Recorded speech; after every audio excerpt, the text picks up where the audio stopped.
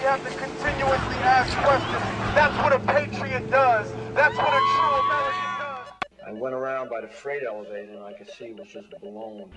Mr. Obama, won't you meet with Charlie Sheen? We hear another explosion. They want to keep Bin Laden alive, but he is in heaven and never charged with the crimes of September 11. This phony war on terror is just a weapon they use to confuse the masses who never question. Anomalies like the gagging of Sybil Edmonds should disgust us, fired by the Department of Justice for revealing what many knew so well. Al-Qaeda worked for CIA the day them towers fell, and Rudy Giuliani laughs when confronted with the fact he was told that North Tower would collapse. Years before the attacks, NORAD conducted exercises in which planes were hijacked. And on that very morning, what do we see? In restricted airspace, it's an E-4B. Let me spell it out for the profane. That's a flying command center, man, a doomsday plane. I read the news today, oh boy. It was rather disheartening for me to see 800 architects and engineers say them 3 towers were exploded, definitely. No F-16s over DC as the attacks unfurled. The most defended airspace in the whole wide world. BBC reports on 7, they about to go ape.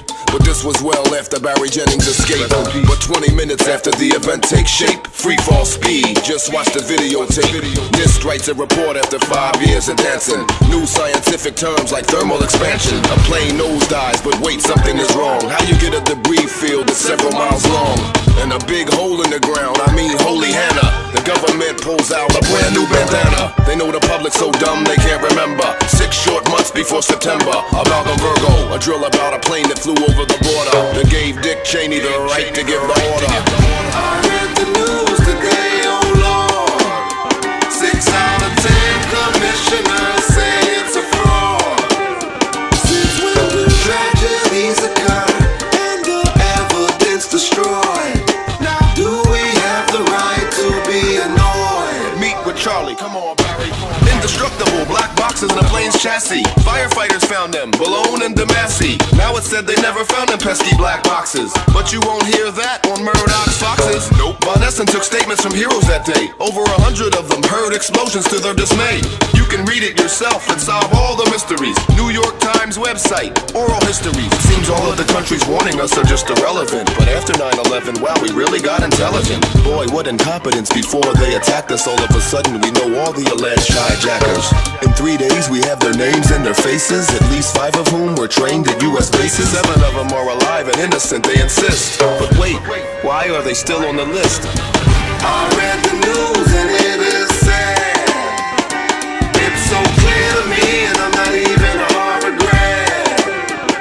If you look into what I say, you'll see what I mean. Mr. Obama, won't you meet with Charlie Sheen? Before we wrap it up, let me remind you, it takes about 20 minutes for a missile to reach America from China. Cheney sees a plane coming like a prophet. $1 trillion defense system he could use to stop it. One would think he would follow orders to the letter. Is that the case? Enter Norman Mineta, who witnessed with his own eyes as he testifies Dick Cheney lies, unmolested plane in the skies. What Norm saw was scary. Mr. Cheney, do the plane still stand? Have you heard anything to the contrary? Mr. Cheney is a friend of freedom, you bet. And I invented the internet. He's such a stand-up guy, trust me. When he's on trial, the first question must be, it seems to me you didn't act that quick. Just what was that order that protected us, Dick? Hopefully by now you've had a chance to read my letter to you, 20 Minutes with the President. And if not, at least had its contents brought to your attention. We have questions, Mr. President. Lots of questions.